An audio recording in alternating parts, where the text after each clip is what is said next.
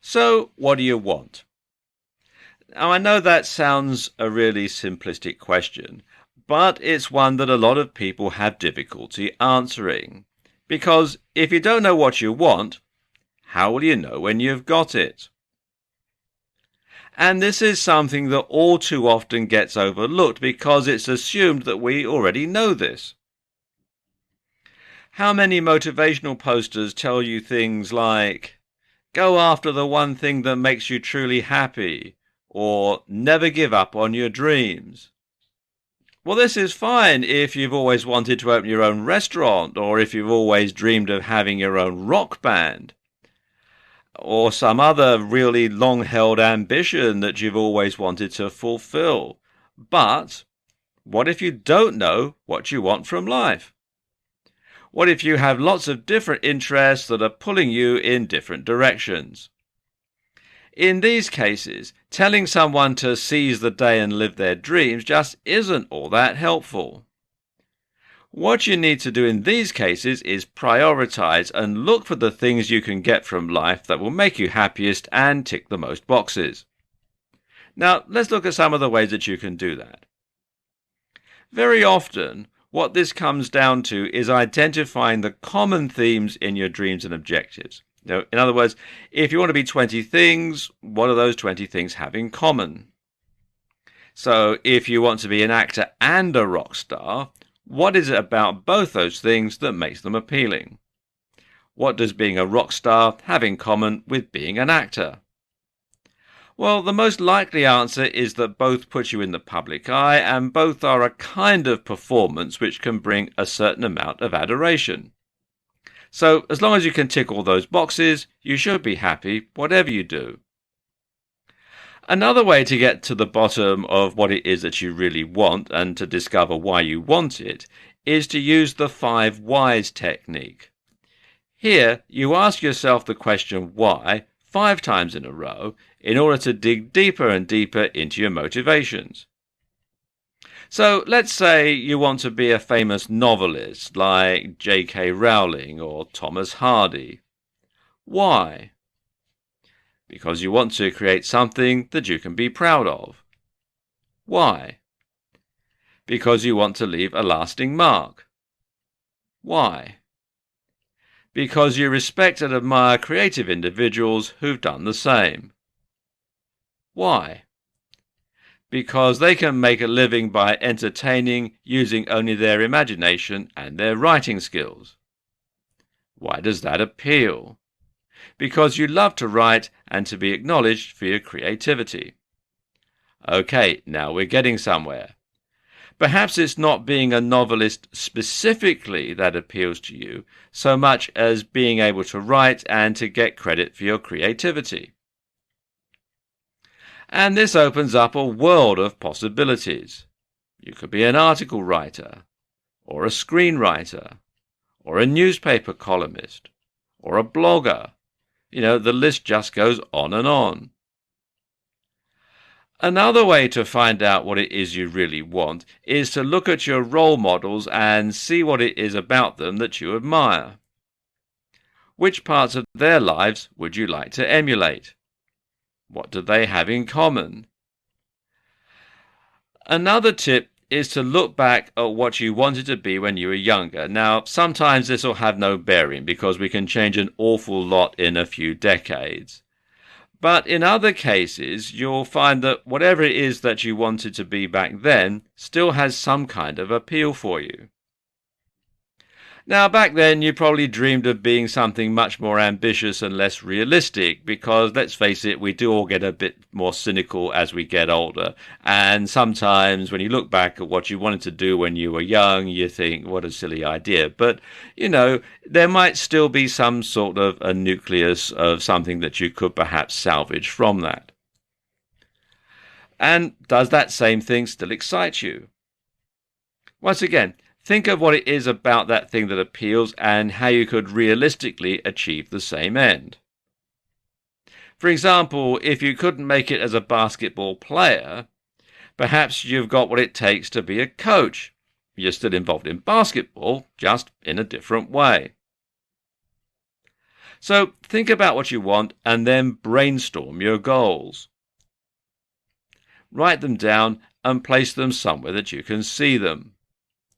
Then work backwards from your goal to where you are now. And this is very important. It's a very important technique to start with the end and then work back to the beginning, because then you'll know exactly what you need to accomplish to get to the next stage. And you'll find it easier to stay motivated if you break your goals down into smaller goals that you can achieve easily. And once you've achieved one goal, you can move on to the next one until you've achieved your ultimate aim. Something that I personally have found very useful when trying to work through goals and trying to come up with ideas and brainstorming sessions and that sort of thing is to use mind mapping software. And the one that I like to use is called FreeMind, and it is actually a free piece of software that you can download. And I can just see here on the website they've got some screenshots that show you exactly how it works and what it all looks like and how you can work through the various mind maps that you can use the software for. And you can find out more at freemind.sourceforge.net, and you can download the software for free.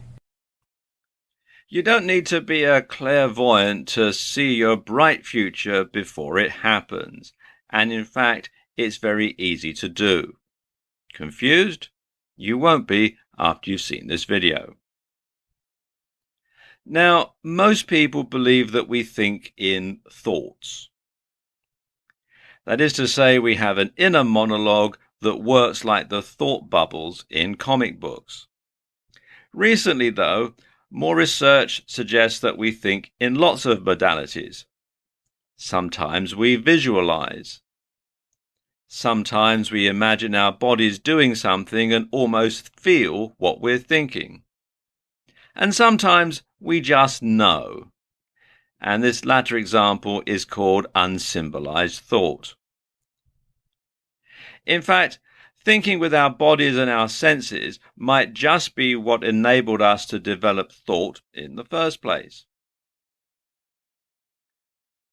Now, briefly, embodied cognition is the idea that all our thoughts eventually relate back to physical experience. So you can imagine something because you've done it. When someone says something to you, or when you think something, your brain interprets this in such a way that it gives it meaning. You don't inherently understand language, which means the brain must be translating it into some kind of pure meaning. Psychologists once believed that the brain had a language of its own that they called mentalese. More recently, though, more and more experts adopted the belief that we understand things by visualizing them. When someone tells you a story, you understand the story because your brain visualizes it happening to you. Now, when somebody tells you that they walked along the beach, you visualize the color of the sand. You imagine the sea breeze on your skin, and you almost hear the sound of the waves breaking. When we think higher-level thoughts, we understand them only because we can relate them back to our own physical experiences via abstraction. Maths, after all, is fundamentally based on counting. This is also consistent with the idea that areas of our brain light up during visualization, just as though we are really engaging in the action. So, if you imagine yourself swinging a golf club, then the neurons relating to that movement will fire in your brain, and as far as your brain and body is concerned, it might as well be happening. Don't believe that visualization can trick your brain into thinking something is happening and thereby alter your emotional state? Well, just try reliving some of your most upsetting moments or imagining scenes from a very sad movie, and you'll start to feel incredibly sad in no time. So, how can you use this power of visualization to improve your productivity or to help you achieve your goals? Well, there are a number of different ways. The best way is just to imagine what it will feel like to achieve your goals. Create a detailed mental image of the desired outcome using all of your senses. For example, if your goal is to lose weight, imagine what it will be like to put on a pair of jeans in your desired smaller size. Imagine what it will feel like to walk down the street wearing them. Think of the compliments you'll get from friends and family. Imagine how good that's going to feel. The anticipation of getting the desired result can act as an incentive for you to go out and achieve the goal. You can't wait to experience those feelings for real. Now visualize the opposite. Imagine it all going wrong and then remember why it matters. You can do the same thing with almost anything you're struggling to focus on. By linking what you're doing back to the emotional hook and the reason that you're doing it, you can much more effectively find the determination and drive that you need to complete it. Keep your goals in mind and you'll be much more motivated every day to get out of bed and start working out, or to work on your personal project, or to practice your musical instrument, or to put in your very best performance at your work. In this video, I want to talk about reprogramming your brain using a technique called CBT. Now, what is CBT? Well, CBT stands for Cognitive Behavioural Therapy. And according to the UK's National Health Service, cognitive behavioural therapy, otherwise known as CBT, is a talking therapy that can help you manage your problems by changing the way you think and behave. It's most commonly used to treat anxiety and depression, but it can be useful for other mental and physical health problems. Now, before you start thinking that because I'm using words like therapy and mental health, I'm implying that you must be some gibbering, straitjacket-wearing nutjob who needs to be locked up in a padded cell for his or her own protection, like our friend here, to benefit from CBT, nothing could be further from the truth. Everyone can benefit from introducing CBT into their lives. CBT is based on the concept that your thoughts, feelings, physical sensations and actions are interconnected, and that negative thoughts and feelings can trap you in a vicious cycle. CBT aims to help you deal with problems in a more positive way by breaking them down into smaller parts. And it looks for practical ways to improve your state of mind on a daily basis. So, how does CBT work in practice? Well, generally, it involves several steps and several different techniques that, when combined, allow you to control the way that you think and feel. The start is to identify the way you feel and what you're thinking when you're doing something. And one technique is to use mindfulness meditation. Simply by choosing not to let your thoughts and emotions affect you, you can become less controlled by them and less susceptible to your own fears and negative thoughts. Just empty your brain and concentrate on the here and now and what's going on around you. But at the same time, when the thoughts do start to creep in, you're going to make a note of them so you can try and change them. And this technique is called journaling. And what you do is you write down the feelings as they come to you, or you can write them in a journal at the end of the day. The next steps fall under the category of cognitive restructuring, and you can think of this as reprogramming yourself. And the first is thought challenging. Now, thought challenging is simple. It means that you're looking at all those thoughts that you made a note of, and now you're challenging them and testing whether or not you think they're really true. So, if you're afraid of public speaking, it may be that you think things like, I'm going to stutter and everyone will laugh at me. In thought challenging, we're going to deconstruct that belief and see if it really is likely or if it's anything to really be afraid of. So ask yourself, why would you stutter? Do you normally stutter when you talk? Why would people laugh at you? Are people usually that unkind? Would you laugh if someone had a hard time giving a speech? Or would you be more sympathetic and understanding than that? Does it matter? If you aren't going to see these people again, why does it matter what they think of you? Ask yourself these things and focus on the fact that the worst case scenario really isn't all that bad. Once you can start doing that, you'll see there's nothing to be afraid of. You can even repeat a maxim to yourself as a positive affirmation. It really doesn't matter what these people think of me. It really doesn't matter what these people think of me. You can think that to yourself over and over again. Hypothesis testing can be one of the most unpleasant and upsetting parts of CBT, but it's also by far one of the most immediately effective. The idea is that you're looking at those fears that you have, and then you're going to test if they're true. Now, let me give you an example from my own experience. When I was a boy, I had a terrible fear of escalators. I used to have this terrible feeling that when I got to the end, where it disappears underneath and rolls round, that it was going to chop my feet off. Or that if I was going up the escalator, a shoelace or a piece of clothing would get snagged in the escalator itself or in the handrail, and then when we got to the end, it would rip my arm off or rip my leg off. I mean, I didn't realize that escalators do have fail-safe devices built in to stop that happening. So every time I went anywhere and there was an option to use the stairs instead of the escalator, I always took that. And the more I avoided escalators, the worse my fear and my phobia got.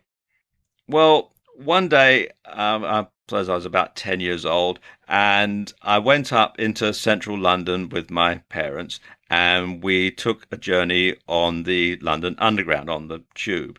And we went on the Bakerloo line. And for those who are familiar with the London Underground, you'll know that this is actually one of the deeper lines on the system. And getting on the train was fine because at the station that we got on at, there was a lift, an elevator. But when we got to our destination station, the only way out was up the escalators. And it was really crowded, I remember, and we were sort of pushed on by the crowd. And when we got to the bottom of the escalator, and I didn't want to go up, and there was no other way of getting up, though, and somebody, probably my mother, I suspect, gave me a hefty shove in the back and pushed me onto the escalator. And it was a really long escalator, like the one in this picture. And I was absolutely petrified all the way up. And then we got to the end, and I had to get off, and guess what? Nothing happened. I was perfectly all right. It didn't chop my feet off or rip my arm off or any of the other phobias that I had.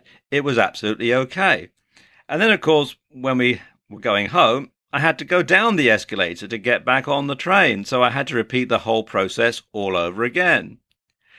And we got to the bottom, and everything was fine. I still had both legs attached and nothing had fallen off and I hadn't been badly injured, and my fear and phobia was proved to be absolutely groundless. Now, although I didn't realize it at the time, what I was doing was hypothesis testing. My parents and everybody else using the escalator knew that nothing bad was going to happen. And deep down inside, I probably knew that too. All I needed was to have the hypothesis put to the test. And it worked, and my fear of escalators vanished. And when I grew up, I worked in central London for many years, and I used to go up 2 flights of escalators at Tottenham Court Road Tube Station every day, and I had absolutely no trouble at all. Now, obviously, you have to use some caution here. You don't want to test your fear of heights hypothesis by jumping off a bridge because you'll probably die. But going up to the observation deck of a skyscraper isn't going to do you any harm. You can use CBT to improve your life. You can use CBT to overcome any phobia or any problem. So if you're afraid of heights, assess why and then address those fears and reprogram the way that you think about them. If you find you're not great at meeting other people, you can practice in your mind and force yourself to face those fears. And you can take CBT further too and impact on other areas of your life. For example, if you're someone who struggles to get to sleep, you'll know it can impact on every other aspect of your life, leaving you tired and stressed. The problem? Well, the later it gets, the more stressed and anxious you become. And the solution is to apply a little CBT. This time, the focus is going to be on identifying your thought processes and seeing what would be more useful in that given moment. The problem is trying to force yourself to sleep. Now, when you do this, you create stress, and then when you're stressed, of course, you can't sleep. So instead, try reminding yourself that it doesn't matter if you get to sleep as long as you're resting. Resting is good for you no matter what, so just lie down and enjoy being comfortable. Focus on it and you'll be asleep in minutes. You can also use CBT to deal with stress. Actually, stress is not really one thing. Instead, it's a spectrum of responses that occur in response to dangerous situations. It all harks back to your inner caveman or inner cave woman, and the part of your brain responsible for triggering the fight or flight mechanism. Now, if you were attacked by a woolly mammoth or a saber-toothed tiger, you'd either want to fight it, kill it and eat it, or flee from it before it killed and ate you. And this function still has a use in our modern world. If your house was on fire, you would need to trigger this mechanism to get away fast. Likewise, if a mugger had you cornered, you may have to fight him off and escape. The trouble is, not everything we perceive as dangerous is dangerous. Deep down inside, we know this, so we ignore it. And this conflict with one part of your brain saying, this is dangerous, and the other part of your brain saying, no, it isn't, causes us to be stressed. Now, of course, some stress can be good for you. If you're up against a deadline at work or you're studying for an exam at school, then stress can spur you on to achieve your full potential. So the solution in dealing with stress is to step back from the situation and examine it logically. Are you really in any immediate danger? What's the worst thing that can happen? How realistic is the worst-case scenario? Now, when you do this, chances are that your stress levels will go down because you'll start thinking logically rather than using your gut instinct, your caveman, cavewoman, fight or flight mechanism. And you can also use a mantra to help you reprogram your mind to overcome the stress as well. Now, exactly what you use will depend on the situation, but you should reassure yourself that the situation isn't dangerous and you should keep calm and carry on.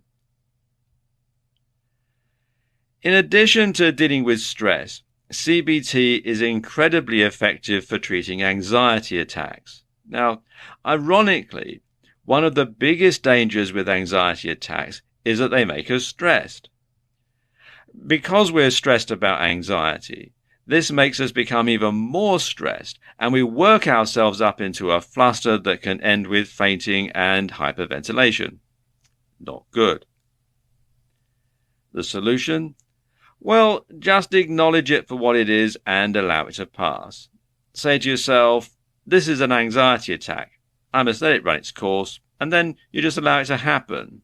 And go about your business as you normally would, and don't try to do anything about it. You can also do something similar when trying to be less stressed generally, especially when you're trying to calm yourself before a first date or before an interview. Instead of worrying about being stressed, just remind yourself that some stress can be good for you. Something else that's very powerful that you can use is to apply a gratitude attitude. Now, this is a bit like CBT, except in this case, you're not trying to combat a fear or stress. Instead, you're simply going to change your focus again, and this time you're focusing on what makes you happy and what you're grateful for. And this is a great change because a lot of us are so caught up in everything that's wrong, we never think about how much is right. So take a moment at the end of each day and write down the things that you're grateful for. Your spouse, maybe. Your job, your house, your cat, the computer game you're playing. Write it all down and be grateful. Because there's so much to be happy about, but a lot of the time we miss it. So take your new ability to change the way you think and focus on it. And suddenly, everything becomes happier. In this video, I want to talk about how you can become more mindful, because becoming more mindful is a key way of reprogramming your brain to be more successful. Now, of course, the big question is, what is mindfulness? Well, essentially, mindfulness is a form of meditation that has been adopted by CBT. CBT, in turn, is cognitive behavioral therapy. And it's a psychotherapeutic approach used to treat conditions like anxiety, phobias, addictions, etc. And the fact that this is a form of meditation can put some people off. They think it's all new age and something hippies used to do in the 1960s when they weren't smoking dope, driving around in VW microbuses and calling everybody man. Others associate it with religion, like Buddhism, for example, and think that taking it up might compromise their own religious faith. And then there are people who aren't religious at all and don't want to be associated with it for that reason. In fact, nothing could be further from the truth. You can practice meditation whether you are a religious person or an atheist. All meditation really is a directed attempt to control your thoughts and the contents of your mind. And in so doing, you can gain some peace and quiet, or at least be able to better understand the contents of your own brain. So meditation essentially gives us a tool we can use, not only to calm our thoughts and escape the stresses of the day, but also to reflect on the contents of our mind in the interest of self-improvement. And, well, that's all it is, really. Often, meditation means completely silencing all thoughts.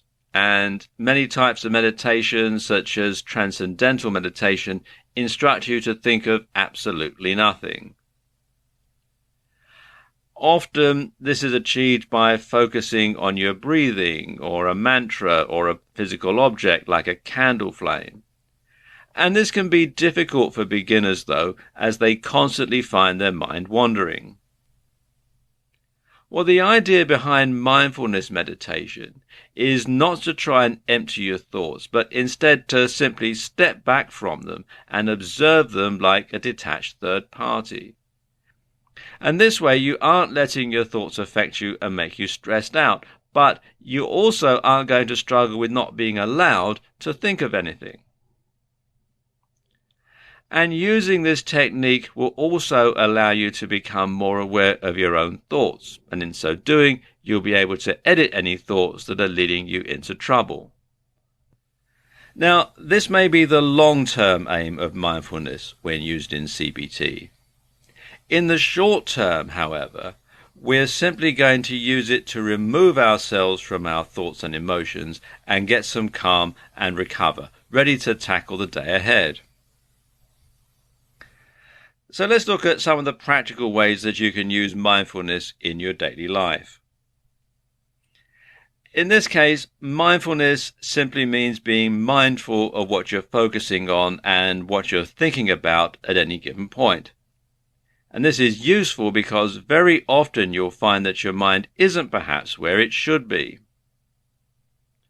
For example, if you're walking through beautiful countryside but you're thinking about your work, then as far as your body is concerned, you may as well be at work. In this case, mindfulness can be used simply to make yourself more aware of where you are and to focus on what's actually going on around you. This means feeling the breeze on your skin, looking at the beautiful flowers and smelling the fresh air. When you do all that, you'll benefit much more from the experience. You can then use mindfulness to direct your attention to all manner of other things. For example, your physical sensations. Quite often we aren't aware of just how we're sitting, how we're standing, or how we're feeling. So take a moment right now to reflect on this.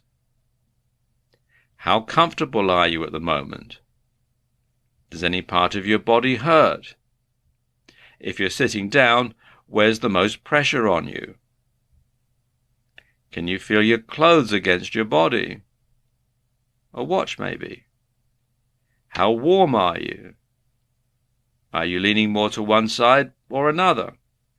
This kind of mindfulness can be useful if you want to try and fix your posture, but also if you want to improve your abilities in sports or just move more efficiently. Being mindful of the way you speak can also help you to speak more eloquently, to stop using derogatory words, to stop swearing, or to change the whole way that people perceive you. For example, if you want to sound more intelligent, you can simply try using bigger words or speaking a little more slowly. You can also use mindfulness to be happier in everyday life. Simply try to stop letting negative emotions affect you by identifying them as temporary and destructive. You can simply notice that you're getting angry and acknowledge that your thoughts will be tainted by that. With practice, this can make you a much calmer, a much happier person. But what do you find when you try and do this? In all likelihood, you'll find that you forget.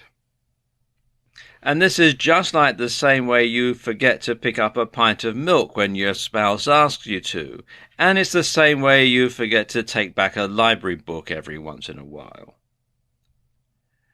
Most of the time we have no control over what we're focused on or paying attention to. We find ourselves forgetting things, getting into bad habits, or stressing when we should be enjoying ourselves. Practicing mindfulness, both as a form of meditation and during the day, can help to improve your ability to control your thoughts and decide how you want to improve yourself and what you want to focus on. When conditioning your mind for success, sometimes it's hard to break old habits and change everything at once. And that's where Kaizen and the law of attraction come in. Let's look at each of them in turn. Kaizen is Japanese for improvement, and when used in the business sense and applied to the workplace, Kaizen refers to activities that continuously improve all functions and involve all employees from the CEO to the assembly line workers. When used generally in your life, it can mean lots of little changes that add up to one very big change. It might mean breaking bad habits one step at a time, or achieving a main goal by achieving lots of little goals along the way. So let's say your goal is to quit smoking. Well, your first step will be to stop smoking cigarettes and start using patches and chewing nicotine gum. Then you gradually cut down the patches, and finally you reduce the amount of gum. And each step along the way leads you closer to reaching your goal of quitting smoking and eliminating your addiction to nicotine. Another example would be learning to play a musical instrument. As you practice, you slowly get better and improve your performance.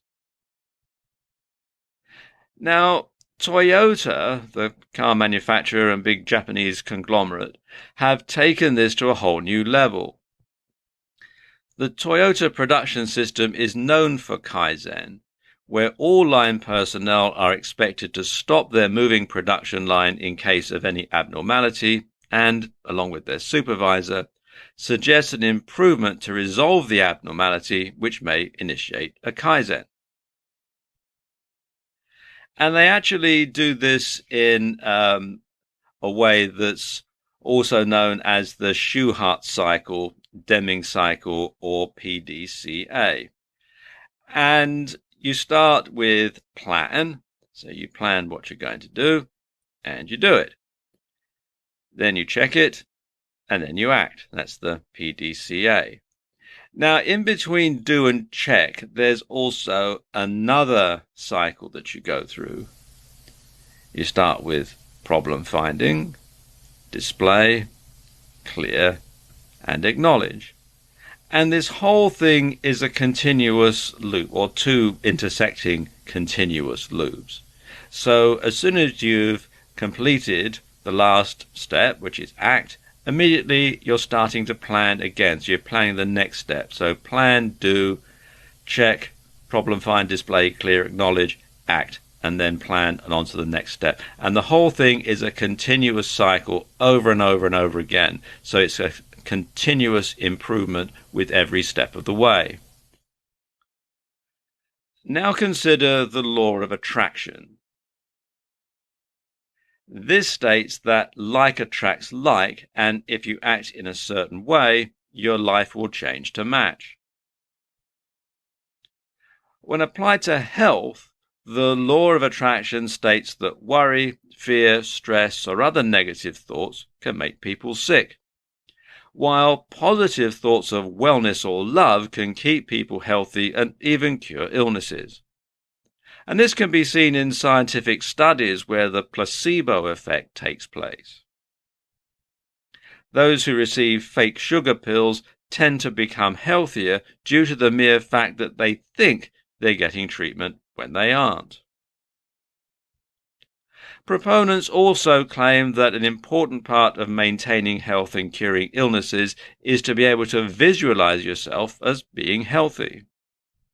In finance, it's claimed that if someone consistently thinks prosperous thoughts, then irrespective of their actual situation, they will experience prosperity in the future because like attracts like. Conversely, if a person consistently thinks they are poor, then that will be their future experience. Law of attraction proponents claim that it affects our relationships because whatever we focus on, we experience more of. So if an individual focuses on another person's good qualities, then they experience more of those. Whereas if they focus on what they dislike about that person, those will be the characteristics of that person they experience. They also claim that if you can visualize that a certain person is being nice to you, then you'll be attracting experiences to match those thoughts. When it comes to ambitions and things you want out of life generally, it's claimed that when someone visualizes clearly and in detail what they want to achieve and focuses upon that image, they set in motion through the law of attraction a chain of events which eventually culminates in the materialization of that vision. So act confidently, dress well, look great, and people start taking you more seriously. You then start to be given more responsibility at work and your career improves. You make more money, enabling you to live a healthier lifestyle. This makes you more attractive to the opposite sex, and your life generally becomes better. When combining Kaizen and the law of attraction, it brings changes to all areas of your life and facilitates improvements across the board. One of the things that all of us have to do in life at some point is to overcome obstacles. And it's how you approach the situations and how you devise strategies and tactics to overcome those obstacles and achieve success that separates people who are really successful from the also-rans in the rest of the community. When I was at school, one of my teachers had a poster on his classroom wall, and it said, "When life gives you lemons, make lemonade." And it took me a while to figure out what the poster was really saying, because, when life gives you lemons, make lemonade. Well, what if you don't like lemonade? But really, the message of the poster was that you need to make the best out of what you've got. You can't always have a smooth situation. Sometimes you might have some lemons. Well, you need to do something about that, and the way to do that is to make lemonade. And every obstacle can be turned into an opportunity. You just have to learn how to approach it differently to most people, and this takes creativity and perseverance. And in fact, some of the most successful people on the planet have had to overcome obstacles that would finish off most people. And often this involves thinking outside the box. Now, according to Wikipedia, thinking outside the box, also known as thinking out of the box or thinking beyond the box, and especially in Australia, thinking outside the square, is a metaphor that means to think differently, unconventionally, or from a new perspective. And this phrase often refers to novel or creative thinking. The term is thought to derive from management consultants in the 1970s and 1980s, challenging their clients to solve the 9 dots puzzle, whose solution requires some lateral thinking. Now, basically, as you can see on the screen here, you have a grid of 9 dots. And the goal of the puzzle is to link all 9 dots using 4 straight lines or fewer, without lifting the pen and without tracing the same line more than once. So, how would you solve this puzzle? Pause the video now and give it a go.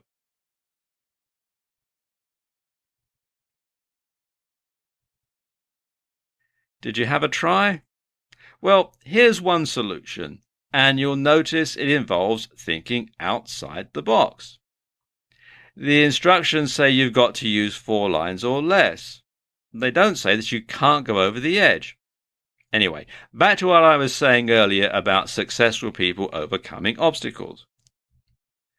Did you know, for example, that when Thomas Edison's laboratory and factory burned to the ground, he didn't do what most people would do and go, "Oh no, that's it, I'm finished." Instead, he saw the opportunity to rebuild and make it newer and better. And this enabled him to take advantage of new technologies, many of which he'd invented, and go on to make even greater discoveries. Bill Gates' first business went bust, so raising finance for his next venture must have been a real obstacle. You go to the bank manager and ask for a loan, and they want to know what your experience is in business, and you say, "Well, my first company went bankrupt with massive debts," and the bank manager will say, "Thank you very much," and show you out the door. So obviously it took a lot of ingenuity for him to actually find the money to start his new venture to overcome that obstacle. And of course, the new venture was Microsoft, and it went on to make him a multi-billionaire. But for a lot of people, the fact that they've had one business and it's gone under, that is going to make them, a credit risk as far as conventional finance is concerned, and they won't be able to overcome that obstacle if they follow the conventional route.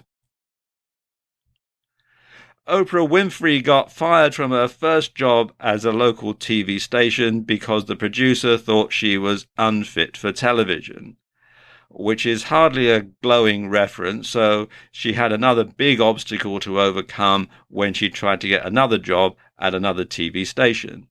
And if you've ever been fired from a job, you'll know that it is actually very difficult to find another one in the same line of work when you can't get a reference and your previous boss thinks you weren't any good. James Dyson got fed up with his vacuum cleaner losing suction when the bag got full, but he went through over 5,000 prototypes before he perfected his bagless vacuum cleaner. Now, I could go on, but I think you get the picture. Now, sometimes brainstorming is the best way to come up with ideas and overcome obstacles. In a brainstorming session, a group of people get together and try to come up with as many ideas as possible. Everything, no matter how silly it might seem, gets written down. And actually, sometimes coming up with a silly idea that you know isn't going to be taken any further can spur other people in the room to come up with actually a really good idea because your silly idea gets them thinking. Now, all these ideas get whittled down to a few good ideas or solutions that are researched further, and the best idea is acted on or put into practice. And the best thing to do in a brainstorming session? You guessed it, think outside the box. In this video, I want to talk you through designing your ideal lifestyle. And this is something that so many people get the wrong way round. Now, all this comes down to lifestyle design. Well, what is lifestyle design? Well, basically, lifestyle design means choosing the job that will give you the lifestyle that you want. That means not assuming that your job needs to dictate your lifestyle. For example, if you want to build muscles and become very strong because weightlifting or bodybuilding is the most important thing in your life, you could get a job on a construction site. You'll get plenty of fresh air and exercise, and the constant lifting will build your muscles. The money tends to be pretty good, and you'll also save a fortune in gym memberships. If your main desire is to travel, you can get a job with an airline. Cabin crew jobs, especially on long-haul flights, give you the opportunity to travel to far-flung places. Airlines also offer subsidized or even free travel to ground-based employees, so a job in reservations, publicity, or even the accounts department could give you the opportunity to do a lot of traveling in your spare time. If flexibility is what you crave, then working online is probably for you. You can provide a service freelance, sell a digital product via your website or blog, run a drop shipping business on eBay, or a combination of all of them. You set your own hours, and you can even travel the world as a digital nomad. All you need is your laptop, a good Wi-Fi connection, and you're set to go. You can work from anywhere, anytime you please. The thing is, don't be afraid to be different. This may mean doing a manual job that lets you get fresh air and exercise. Or it might mean doing a job like rubbish collection that lets you work better hours. The problem people have with this is it's not what they're used to.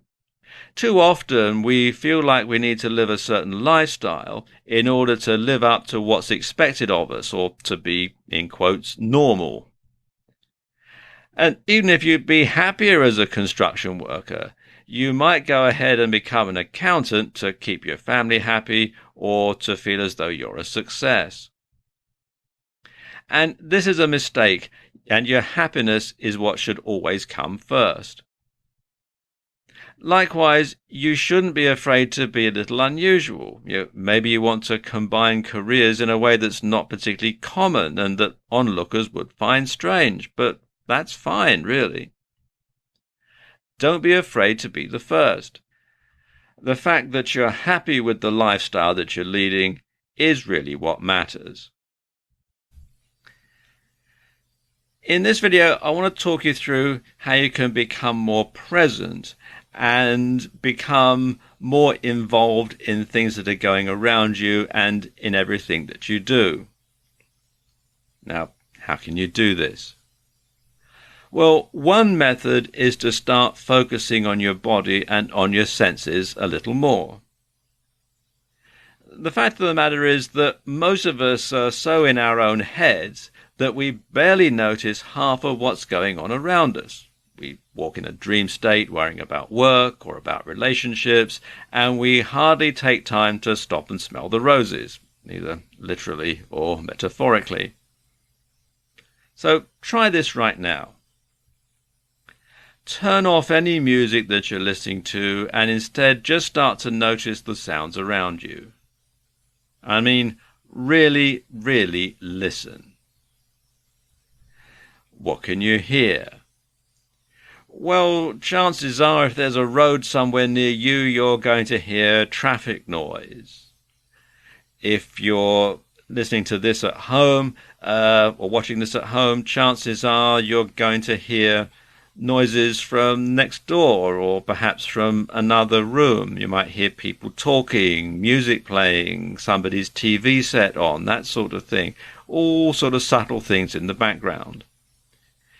If you're watching this at work, then you might hear other conversations going on in the room, other people talking, or in adjacent offices, or perhaps you're doing this in somewhere that manufactures stuff and you can hear the machines working. You can probably hear telephones ringing, or perhaps a photocopier whirring away if you're in an office, that sort of thing. You might even hear some sounds from the outside, like a road or a police car or an ambulance going by. That's the sort of thing that you might hear in the distance. And if you're outside, then you're going to hear all sorts of noises. You're going to hear birds singing. You might hear a dog barking. You might hear snippets of people's conversation as they're walking by. All sorts of different things that you're going to hear, which probably you tune out if you're thinking about something else as you're going through your life, through your daily routine. And likewise, you can probably smell a whole load of things that you hadn't noticed. And if you take the moment to feel your own body, then you can probably notice the sensation of the seat pushing into your legs and into your buttocks. Maybe you can feel the blood filling your face and making you feel hot.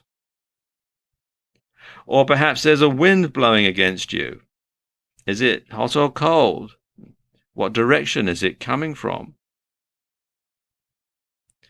Listen to the sounds of your own breathing too, and feel your abdomen expand and shrink as you do. And once you do this, you'll find that you stop worrying about what's going on around you and start to appreciate your environment a little more. There's so much that we normally miss. You can try doing this on walks too. Go for a walk with no music, no phone, and nothing else, and try just being present and noticing the world around you. It's calming and invigorating at the same time. Practicing being more present in conversation is important because eventually it'll become something that you can just engage in at will. Now you can choose when you want to start listening better to people and digest what they're really saying. You can listen to them rather than the monologue going on in your head. And again, you can leave your other concerns behind. Try focusing on the sensations of your body more the next time that you're being intimate with a sexual partner. You'll find that you instinctively know what to do next, and you'll start to be much more passionate and responsive. You'll become a better lover simply by getting out of your own head, and you'll feel it far more forcefully. This is true for everything else as well. Next time you have a bath or go for a swim, take a moment to really appreciate the warmth and the softness of the water against your skin. Next time you eat your breakfast on a weekend morning, remind yourself how much you enjoy that food and how happy you are not to be going to work that particular morning. And this is what so many of us don't do. So many of us walk around in a dream state worrying about other things. We actually miss what's going on around us. And being stressed and having no control over your mind is doubly problematic because not only does it make us unhappy, but it also distracts us from the things that are going on all around us all the time that could be making us happier.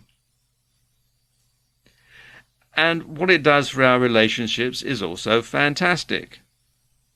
Right now, being distracted could well be destroying your relationships with family and friends.